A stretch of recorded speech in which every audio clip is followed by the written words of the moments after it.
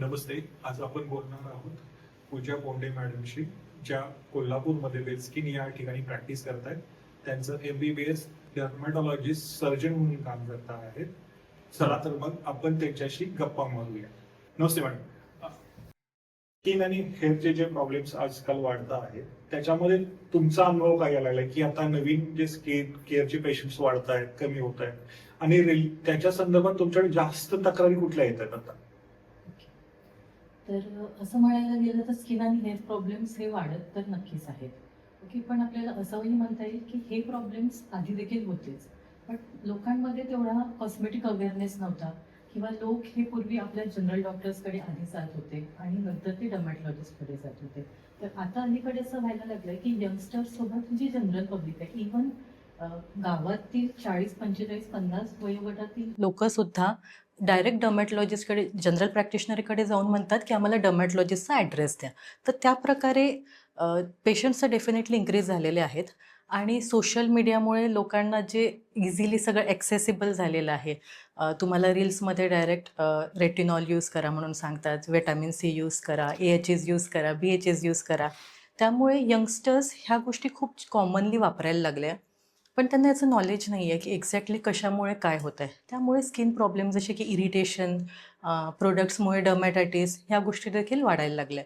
तर overall definitely डिसीजेससुद्धा वाढले आहेत, लोकांचं अवेअरनेससुद्धा वाढलं आहे आणि पेशंटसुद्धा वाढले आहेत.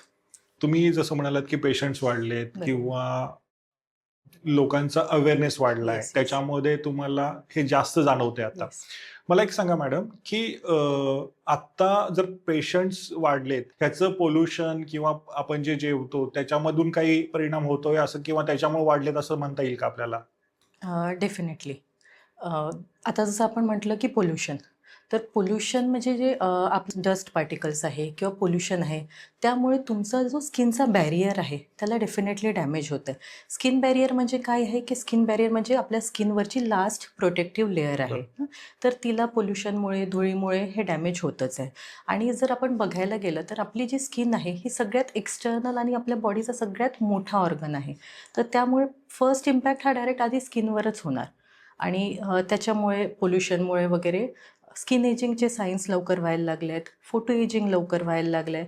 जे आपण सुरकुत्या पडणे, रिंकल्स पडणे वगैरे म्हणतो, हे थोडं अर्लियर स्टार्ट व्हायला लागलं आहे. जे युजली 45-50मध्ये ज्या गोष्टी स्टार्ट होतात त्या आता 30-35 वयामध्येच स्टार्ट व्हायला लागल्या आहेत. मग मॅडम असं म्हणता येईल का एज प्रमाणे आपल्याला डिसीज किंवा जे आजार आहेत ते बदलत जातात का? बदलत जात नाही, पण काही आजार आहेत की जे प्युबर्टीमध्ये होतात, काही प्रेग्नन्सीमध्ये होतात. तर एज रिलेटेड काही आजार आहेत की जे त्या एजमध्ये सुरू होतात. आता म्हणायचं झाल्यास जसं प्युबर्टी आहे. प्युबर्टीमध्ये अँड्रोजन्स वाढायला लागतात. तर अँड्रोजन्स वाढल्यामुळे आपल्या बॉडीमधले जे सेबेशियस ग्लँड्स आहेत, जे ॲपोक्राईन ग्लँड्स आहेत, त्यांचं सिक्रिशन वाढतं. त्यांच्या सिक्रिशनमुळे मग तरुणांमध्ये जसे टीनेजर्स आहेत, त्यामध्ये पिंपल्स, ऑइली स्किन ह्या सगळ्या गोष्टी व्हायला लागल्यात. त्यानंतर स्वेट ग्लँड्सची ॲक्टिव्हिटी वाढते. त्यामुळे घाम जास्त येणे, पूर्वीपेक्षा घाम जास्त येतो. यंगस्टर्समध्ये घामाचा वास देखील यायला लागतो. तर विथ एज काही काही गोष्टी असतात की जे स्पेसिफिकली त्या एजमध्ये होतात. जसं आपण प्युबर्टी डिस्कस केलं.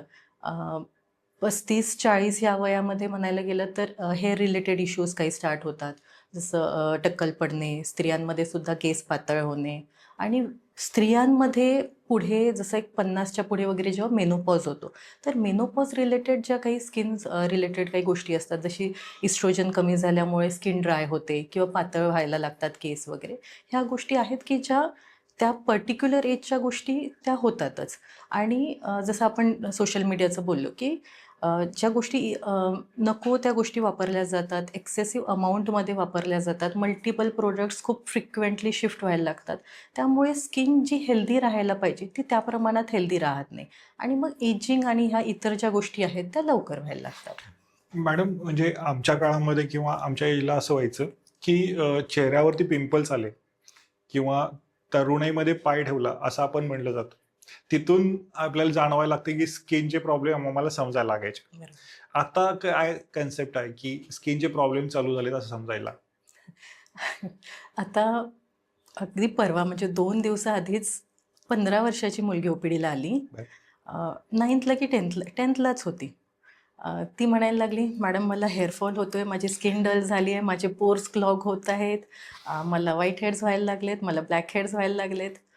मग मी तिची हिस्ट्री घेतली की एक्झॅक्टली काय होत आहे, म्हणजे तुला का ह्या सगळ्या गोष्टी जाणवत आहेत. तर ती सांगायला लागली की मला खूप स्ट्रेस आहे.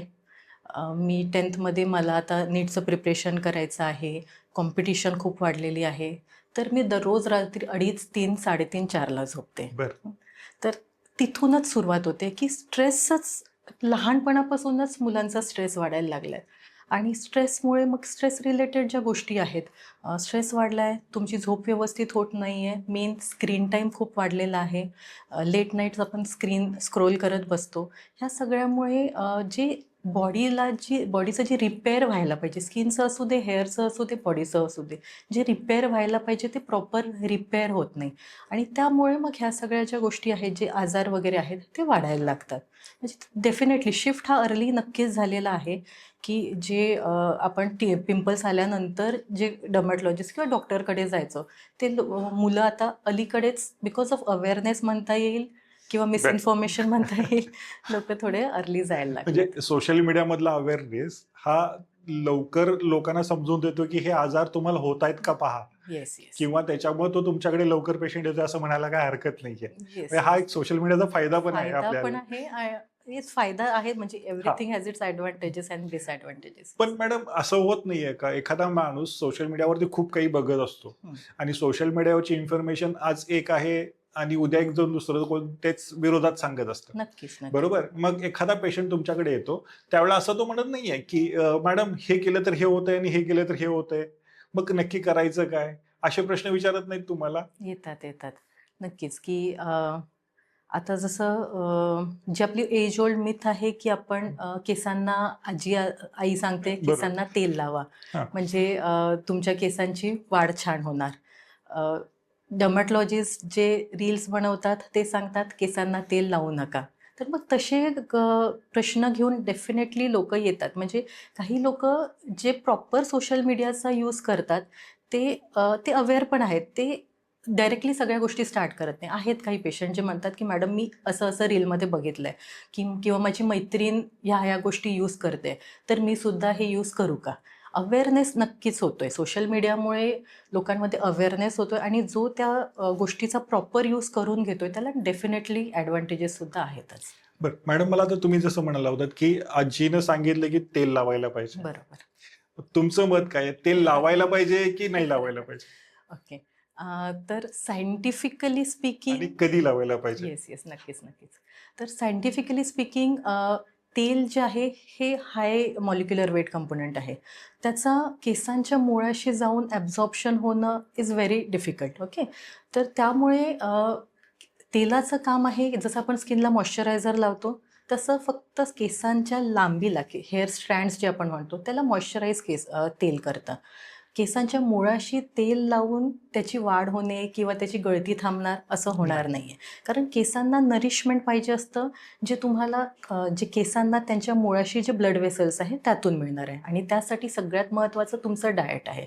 तुमचं डाएटच जर डेफिशियंट असेल, प्रॉपर B12 आयर्न किंवा मायक्रोन्युट्रियंट रिच जर तुमचा आहार नसेल, तर कितीही वरून तेल लावा काहीही उपयोग होणार नाही आहे. ओके. बट याचा अर्थ असं नाही की तेल बिलकुलच लावायला नको. तेल लावू शकता, पण हेअर वॉशच्या 1.5-2 तास आधी लावलं तरी पुरेसं आहे. रात्रभर जेव्हा आपण तेल लावून ठेवतो तर त्यामुळे काय होतं की रात्रभर ते तेल आपल्या डोक्यावर अक्युमुलेट होतं. आपले जे हेअर फॉलिकल्स आहे ते ब्लॉक होतात. धूळ, ऑइल, डस्ट ह्या सगळ्या गोष्टी क्लॉग होऊन मग तिथे फॉलिक्युलायटिस म्हणजे केसाच्या मुळाचं इन्फेक्शन किंवा मग डॅन्ड्रफ वाढण्याचे चान्सेस होतात. मॅडम, माझ्या आजीचे केस खूप वर्ष राहिले, पण आता केस का राहत नाहीयेत किंवा आमचे सुद्धा आता पांढरे झालेले आहेत, हे कारण काय आहे? ओके. तर आता पांढरं म्हणायचं झाल्यास अर्लियर आपण जे केस जे पांढरे होते त्याला आपण प्रीमॅच्युअर ग्रेइंग असं म्हणतो. तर आधी त्या गोष्टीला 35च्या पुढे जर केस पांढरे व्हायला लागले, 35च्या आधी, तर त्याला आपण प्रीमॅच्युअर ग्रेइंग म्हणायचं. आता ती गाईडलाईनच चेंज झाली आहे. आता 25च्या खाली जर केस तुमच्या आधी पांढरे व्हायला लागले तर त्याला, म्हणजे तो 10 वर्षाचा शिफ्ट आलेला आहे. आणि ह्या ज्या सगळ्या गोष्टी होत्या किंवा जसं तुम्ही म्हटलं की आजीचे पूर्वी केस खूप लांब होते, तर ह्या सगळ्या गोष्टी मल्टिपल फॅक्टर्समुळे चेंज झालेल्या आहे. एक जसं आपण डिस्कस केलं, स्ट्रेस खूप वाढलेला आहे. लहानांपासून तर मोठ्यांपर्यंत स्ट्रेस वाढला आहे. जे यंगस्टर्स आहे त्यांच्यामध्ये शिफ्ट जॉब्सचं जसं US बेस्ड कंपनी आहे, UK बेस्ड कंपनी आहे, तर त्यांचं शिफ्टमुळे खूप झोपेचं पॅटर्न डिस्टर्ब व्हायला लागलेलं आहे. त्यानंतर म्हणायचं झाल्यास डाएट खूप मेजर रोल प्ले करतो. आता यंगस्टर्समध्ये लीन अँड थिन राहायचं क्रेज आलेलं आहे. त्यामुळे क्रॅश डाएटिंग, कीटो डाएटिंग ह्या गोष्टी सगळ्या व्हायला लागल्यात. डाएटिंगमुळे काय होतं की जे प्रॉपर मायक्रोन्यूट्रिएंट्स आहेत ते आपल्याला मिळत नाही. लो कॅलरी डाएट घेतलं जातं. बरेचदा डाएटिंग करताय, जिम करत आहे, पण प्रोटीन सप्लिमेंट्स काही घेत नाही आहे. त्यामुळे प्रोटीन डेफिशियन्सी होत आली आहे आणि बाहेर खाण्याचं प्रमाण देखील खूप वाढलेलं आहे, राईट? तर बाहेर खाण्यामुळे मोस्ट ऑफ द जे बाहेरचं खाणं असतं ते हायपर ग्लायसेमिक किंवा हाय ग्लायसेमिक इंडेक्स फूड जे आपण म्हणतो बरोबर. ते घेण्यात येतं. मग त्यामध्ये अल्कोहोलचं प्रमाण वाढलं आहे, स्मोकिंगचं प्रमाण वाढलेलं आहे, सॉफ्ट ड्रिंक्सचं प्रमाण वाढलं आहे. तो ओव्हरऑल या ज्या सगळ्या गोष्टी आहेत तुम्हाला पाहिजे ते न्यूट्रिएंट्स तर सप्लाय करत नाही आहे. बॉडीमध्ये ऑक्सिडेटिव्ह स्ट्रेस वाढत चाललेला आहे आणि स्ट्रेसमुळे मग स्किन आणि हेअर दोन्हीवर निगेटिव्ह इम्पॅक्ट होतो. हेअरमध्ये काय होतं की स्ट्रेसमुळे तिथला जो ब्लड सप्लाय आहे तो कमी होतो. मेलॅटोनिन जे बॉडी हेअरला रिलॅक्स करणारं हॉर्मोन आहे ते कमी होतं. स्ट्रेस हॉर्मोन्स ज्याला आपण कॉर्टिसॉल म्हणतो ते वाढायला लागतं आणि अल्टिमेटली हेअर स्ट्रँड्स वीक होतात आणि मग ते गळून पडतात. आणि दुसरं म्हणायचं गेलं की आपली लाईफस्टाईल सेडेंटरी झालेली आहे. फिजिकल ॲक्टिव्हिटी फार कमी झालेली आहे. पूर्वी आजी जे होती किंवा आजोबा शेतात जायचे, दिवसभर काम करायचे, तर त्यांची ती फिजिकल ॲक्टिव्हिटी व्हायची. त्यांचे हॉर्मोन्स ते प्रॉपरली बॅलन्स्ड असायचे. आपण आता दिवसभर ऑलमोस्ट 10 ते 12 तास बसून राहतोय. त्यामुळे सुद्धा ह्या गोष्टी थोड्याशा निगेटिव्हली इम्पॅक्ट व्हायला लागल्या. बरं, आता मॅडम शॅम्पूचे एवढे मोठं बाजार निर्माण झालेलं आहे. शॅम्पू प्रत्येक जण म्हणते की माझं चांगलं आहे, हा वापरा ते वापरा. शॅम्पू कुणी वापरायला पाहिजे, तो किती वेळा वापरायला पाहिजे आणि कोणता वापरायला पाहिजे? येस. तर आता मान्य भरपूर प्रत्येक कंपनी म्हणते की माझा शॅम्पू यूज करा, हा तुमचा हेअरफॉल कमी होणार, तुमचा डॅन्ड्रफ कमी होणार. तर बेसिकली म्हणायचं झालं शॅम्पूचं काम एक नॉर्मल व्यक्ती ज्याला काही मेजर हेअर रिलेटेड इश्यू नाही आहे, शॅम्पू फक्त क्लेन्झिंग करतोय. बाकी शॅम्पूचा काहीही उपयोग नाही आहे. तर क्लेन्झिंगसाठी तुम्ही आठवड्यातनं 2 वेळा मॅक्झिमम जर ऑइली स्कॅल्प असेल तर आठवड्यातनं 3 वेळा शॅम्पू केला तरी पुरेसा आहे. शॅम्पू हा बेसिकली तुम्ही तुमच्या हेअर रूट्सला लावायला पाहिजे, म्हणजे स्कॅल्पला लावायला पाहिजे.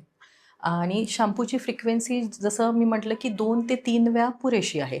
जर कुणी जिम करत असेल किंवा खूपच ऑइली स्कॅल्प आहे तर त्याने 3-4 वेळा शॅम्पू केलं तरी चालतं.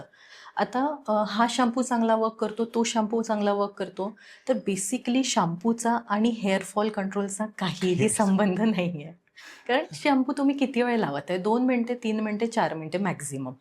तर त्यामध्ये तो कुठला कंटेंट जाऊन तिथे त्यावेळेस हेअर फॉलिकलवर वर्क करणार ना. तर शॅम्पू आपला कन्सेप्ट एवढाच ठेवायचा की शॅम्पू हा आपण फक्त क्लेन्झिंगसाठी वापरणार आहे.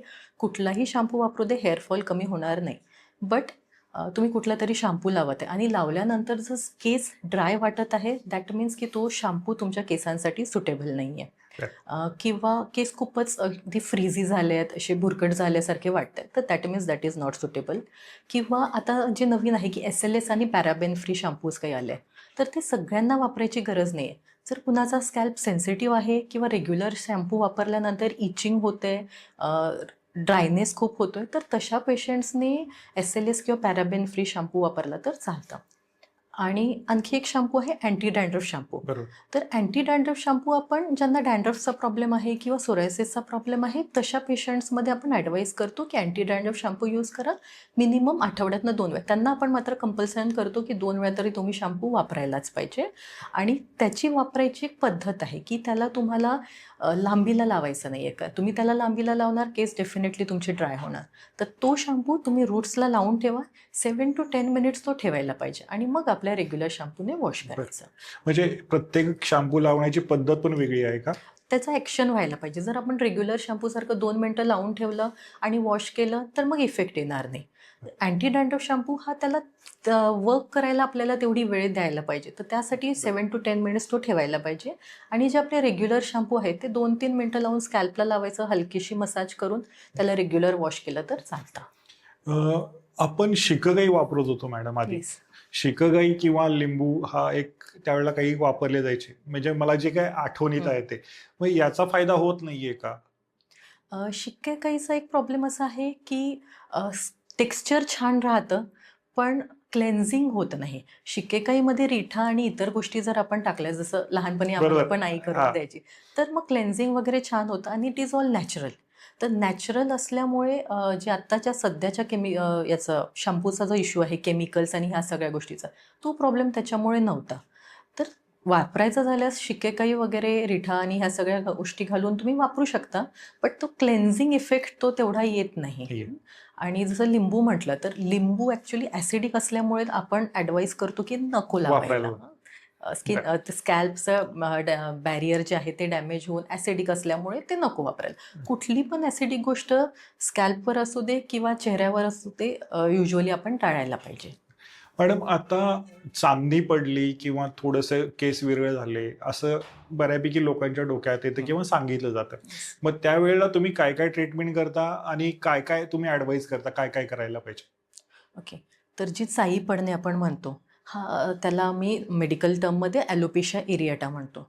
तर चाई पडणे हा एक ऑटोइम्यून, ॲलोपेशिया एरिएटा हा एक ऑटोइम्यून आजार आहे. जर ऑटोइम्यून आजार असल्यामुळे सगळ्यात आधी तर आपल्याला त्याला इव्हॅल्युएट प्रॉपर करून घ्यायला पाहिजे, ब्लड टेस्ट वगैरे काही करून. तर ब्लड टेस्टमध्ये सगळ्यात महत्त्वाची टेस्ट आहे थायरॉईड प्रोफाईल. बरेचदा काय होतं की थायरॉईड प्रोफाईल आपण पहिल्यांदा करतो तेव्हा सगळं नॉर्मल येतं, पण आपण मग त्यानंतर मेडिसिन्स वगैरे स्टार्ट करतो आणि मेडिसिन स्टार्ट करूनही जर पेशंटला परतून वेगवेगळ्या पॅचेसला चाई पडते, तर मग पुढच्या ज्या थायरॉईडच्या टेस्ट आहे किंवा पुढच्या ज्या ऑटोइम्यून आजार शोधण्याच्या ज्या टेस्ट आहेत त्या मग आपल्याला करून घ्यायला पाहिजे. पेशंट्सचं असं बरेचदा काय म्हणणं पडतं की मॅडम फक्त औषधं द्या, टेस्ट करू नका. अशाने काय होतं की आपण प्रॉपर इव्हॅल्युएशनच झालं नाही तर पेशंटला ते सांगायचं पण अवघड जातं की तुम्हाला किती दिवस मेडिसिन्स लागेल किंवा पुढे आणि काही ॲडव्हान्स करायला लागेल का. तर ब्लड टेस्ट इक्वली इम्पॉर्टंट आहे. चाईमध्ये तर आहेच.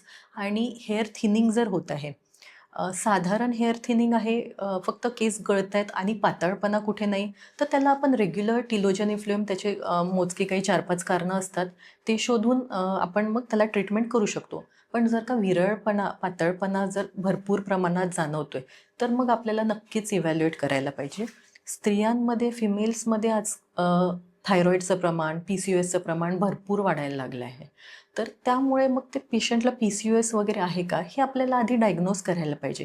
कारण PCOS असेल तर आपल्याला फक्त हेअरफॉलला ट्रीट करून चालणार नाही. आपल्याला त्याचा जो हॉर्मोनल इश्यू आहे त्याला देखील ट्रीट करायला पाहिजे. तर प्रॉपर इव्हॅल्युएशन ही फर्स्ट स्टेप असते, जी पेशंट थोडंसं नाही म्हणतात आणि मग मेडिसिन्स द्या, 3 महिने बघूया, नाही झालं तर मग टेस्ट करूया. मॅडम, आता आपण स्किनकडे वळूया. स्किनमध्ये पहिला जो प्रश्न येतो की माझी स्किनवरती खरबरीत आली, कारण सगळ्यांना फेस दिसत असतो जास्त आणि Yes. फेसवरून आपल्याला सांगतात की अशा पद्धतीने होतंय, अशा पद्धती. पहिल्यांदा ज्यावेळेला तुमच्याकडे पेशंट येतो, सगळ्यात जास्त कुठला आजार घेऊन येतो? ओके. तर टीनेजर्समध्ये म्हणायचं झालं तर सगळ्यात कॉमन आहे ते पिंपल्स.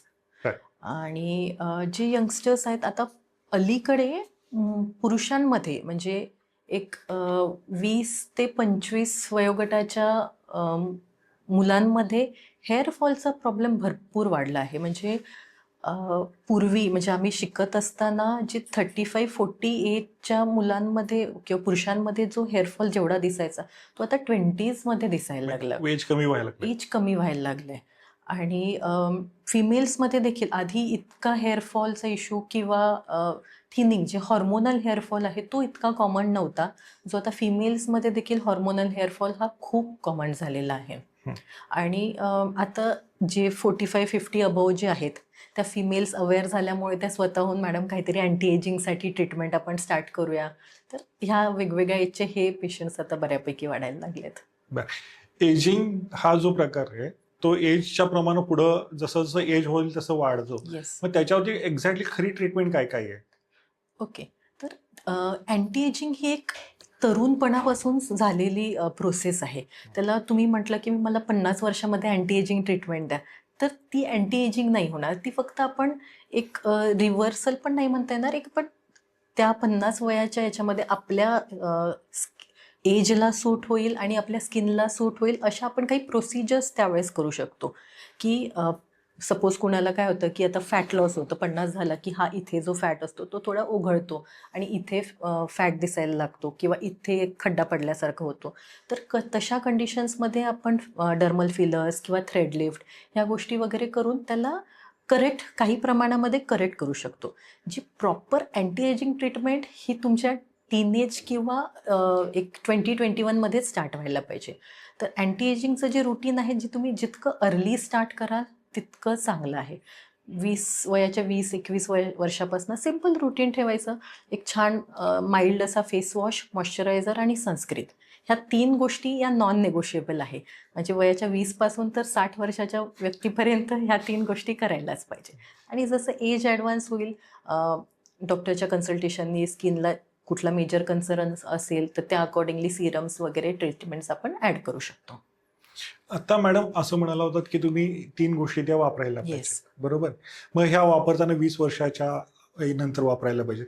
पण असं काय आहे की कुठल्या स्किनला किंवा कोणत्या ड्राय स्किनला, ऑइली स्किनला वापरायला पाहिजेत किंवा ह्या स्किनला वापरायला नाही पाहिजेत, असं काय आहे का? येस, नक्कीच. सगळे प्रोडक्ट्स जे आहेत, एक प्रोडक्ट सगळ्यांना वापरून चालणार नाही. म्हणजे टीनेजर आणि एक 50 वर्षाची आई दोघांनी सेम प्रोडक्ट्स वापरून चालणार नाही. तर ऑइली स्किन असेल तर ऑइल कंट्रोल काही फेस वॉश येतात, जसे सॅलिसिलिक ॲसिड वगैरे आहे, ते आपण टीनेजर्स जर पिंपल्स असतील तर ते वापरू शकतो. ऑइली स्किन असेल तर त्यासाठीचा जो फेस वॉश येतो तो सुद्धा वेगळा येतो. म्हणजे त्यावर मेन्शन्ड असतं की oil control moisturiser, non comedogenic. बरं. ऑइली स्किन किंवा पिंपल प्रोन स्किन असताना नॉन कोमेडोजेनिक हा त्या प्रोडक्टवर मेन्शन आहे की नाही हे एकदा आपल्याला नक्कीच चेक करायला पाहिजे. आणि प्रोडक्ट्स जे वापरतोय, मॉइश्चरायझर असू दे, सनस्क्रीन असू दे, हे थोडं जेल बेसमध्ये असलेलं बेटर पडतं. आणि जर ड्राय स्किन आहे तर ड्राय स्किनमध्ये तुम्हाला सॅलिसिलिक ॲसिड वापरून चालणार नाही. तशा याच्यामध्ये तुम्हाला माइल्ड क्लेन्झर वापरायला पाहिजे ॲज फेस वॉश. आणि जे तुम्ही मॉइश्चरायझर वापरत आहे किंवा सनस्क्रीन वापरत आहे ते क्रीम किंवा लोशन बेसमध्ये वापरलेले योग्य असतात. मॅडम, आजकाल मेकअपचा एक मोठा ट्रेंड आलाय किंवा मेकअपवरती खूप मोठ्या प्रमाणात स्त्रिया म्हणा किंवा आता मुलंही किंवा Yes. हे खर्च करतात. याच्यावरती अशा काही तुम्ही सुचवाल की हे पद्धतीनं त्यांनी मेकअप करायला पाहिजे किंवा अशा पद्धतीनं त्यांनी प्रोडक्ट सिलेक्शन करायला पाहिजे? ओके. तर आता अलीकडे म्हणजे आता यंगस्टर्स वगैरे तर खूप अवेअर आहेत की कुठलं प्रोडक्ट वापरायला पाहिजे आणि कुठल्या पद्धतीने वापरायला पाहिजे. मला फक्त एवढंच सांगायचं की जरी तुम्ही मेकअप करत आहात तरीसुद्धा जे बेसिक आहे, ज्याला आपण एक बेस म्हणतो, ते तुमचं प्रॉपर असायला पाहिजे. म्हणजे मेकअप जरी करत असाल तर मॉइश्चरायझर आणि सनस्क्रीन हे स्किप व्हायला नको. ज्या पण तुम्ही गोष्टी वापरत आहे, तुमचा जो सुद्धा मेकअप आहे तो तुम्ही सनस्क्रीनच्या वरती यूज करायला पाहिजे. आणि बरेचदा आता पेशंट्सला वाटतं की जे आपले मेकअप प्रोडक्ट्स आहेत त्यामध्येच SPF आहे, तर मी वेगळा SPF नाही यूज केला तरी चालेल. पण जो मेकअपमधला SPF आहे तो आपल्या रेग्युलर सनस्क्रीनचा जो यूज होतो तेवढा एफिशियंट नसतो. कारण तो 15 SPF, 20 SPF हे असंच असतो. तर सनस्क्रीन लावून त्याच्यावरती तुम्ही मेकअप केला तर चालेल. आणि दुसरं म्हणायचं झाल्यास मेकअप रिमूव्ह करणं हे सगळ्यात इम्पॉर्टंट आहे. प्रॉब्लेम काय होतो की मेकअप लावला, दिवसभर आपलं वर्क झालं, थकलं आहे, फक्त तसं जाऊन झोपून गेलं. तर मेकअप रिमूव्ह करणं इसेन्शियल आहे. जर मेकअप रात्रभर तुम्ही स्किनवर ठेवत आहेत तर परत ते पोर्स क्लॉग होणार, मग पिंपल्स वाढणार, ॲक्ने ब्रेकआउट्स होणार, ह्या सगळ्या गोष्टी होण्याचे चान्सेस आहेत. तर डबल क्लेन्झिंग म्हणतो आम्ही त्याला. एकदा क्लीन करून परत थोड्या वेळाने परत क्लीन करायचं आणि मग मॉइश्चरायझर लावून तुम्ही झोपू शकता. मॅडम, हार्मोनल चेंजेसमधून स्किनचे काही आजार निर्माण होतात येस. आणि ते कुठले कुठले असतात काय, आणि त्याच्यामध्ये तुम्ही काय सजेस्ट करता आणि हे कधी जाणवतं की हार्मोनल चेंजेस व्हायला आहेत आणि हे स्किनचे आजार होत आहेत? येस, तर डेफिनेटली हॉर्मोन्सचा आणि स्किनचा खूप मोठं रिलेशन आहे. तर हॉर्मोनल चेंजेस म्हणायला गेलं तर सगळ्यात आधी आपल्या डोक्यात येतं PCOS. कारण PCOS हे खूप कॉमन झालं आहे. ऑलमोस्ट एक 10 to 15% of the young population, young females ह्या PCOSनी अफेक्टेड आहेत. तर PCOSमध्ये काय होतं की तुमचे अँड्रोजन्स जे आहे बॉडीमध्ये ते वाढायला लागतात.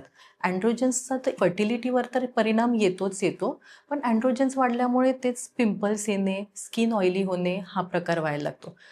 PCOSमध्ये येणारे जे पिंपल्स आहेत ते सिस्टिक ॲक्ने असं आपण त्याला म्हणतो, म्हणजे असे गाठ पकडल्यासारखे पिंपल्स येऊ लागतात आणि ते मोस्टली तुमच्या लोअर फेसला म्हणजे जॉ लाईन किंवा चिनला येतात.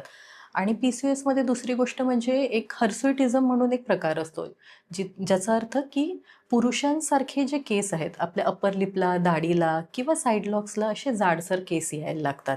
आणि इतर गोष्टी जसं चामखीळ म्हणजे स्किन टॅग्स येणे, मानेला किंवा काखेत काळपटपणा येणे, ह्या सगळ्या गोष्टी PCOSमुळे होतात. आणि टीनेजर्समध्ये सुद्धा जसं हॉर्मोनल चेंजेस म्हणजे प्युबर्टी हिट होते, त्यामुळे अँड्रोजन्स वाढतात आणि पिंपल्स, ऑइलीनेस हा प्रकार सुरू होतो. स्किनचे किंवा हेअरचे आजार जे आहेत आपल्याला होऊ नयेत म्हणून, जसं तुम्ही म्हणालात की अन्न किंवा चांगल्या पद्धतीचं डाएट पाहिजे. हा संतुलित डाएट काय असतो किंवा काय असायला पाहिजे? ओके. तर स्किन, हेअर आणि डाएट याचं खूप मेजर रिलेशन आहे. तुम्हाला म्हणायचं झाल्यास आपल्या जेवणामध्ये दररोज 1 ते 2 फ्रेश फ्रुट्स घ्यायला पाहिजे. त्यानंतर आपण प्रोटीन इंटेक तुमच्या आहारामध्ये वाढवायला पाहिजे.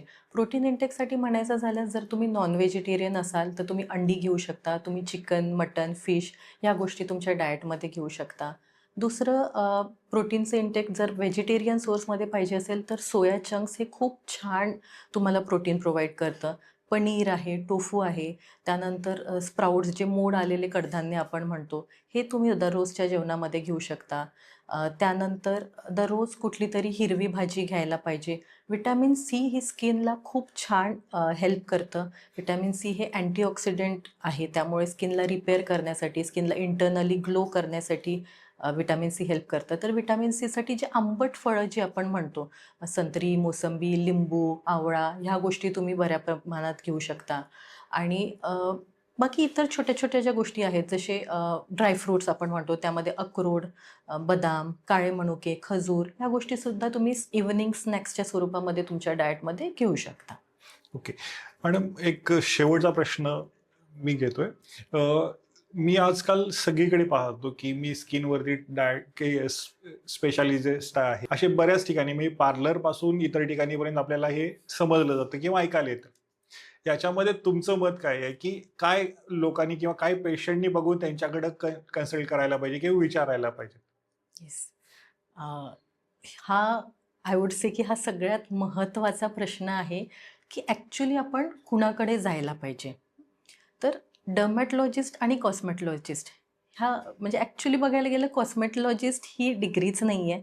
हा एक 2-3 दिवसाचा किंवा महिन्याभराचा एक कोर्स आहे जो कुणीही करू शकतं. म्हणजे एक PSc झालेला व्यक्तीसुद्धा कॉस्मेटॉलॉजिस्ट म्हणून आपली प्रॅक्टिस स्टार्ट करू शकतो.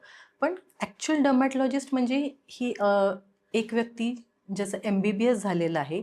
MBBS झाल्यानंतर त्याने एक 2 किंवा 3 वर्षाचा डिग्री किंवा डिप्लोमा कोर्स केलेला असतो. त्यामध्ये MD, DVD, DDVL ह्या सगळ्या गोष्टी येतात. DNB सुद्धा.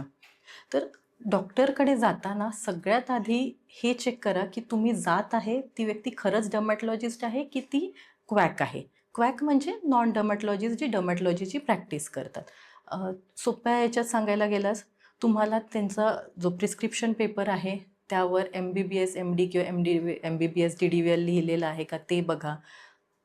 जर प्रिस्क्रिप्शनवर कुठेच डिग्री मेन्शन नसेल तर 100% ती व्यक्ती प्रॉपर डर्मॅटॉलॉजिस्ट नाही आहे.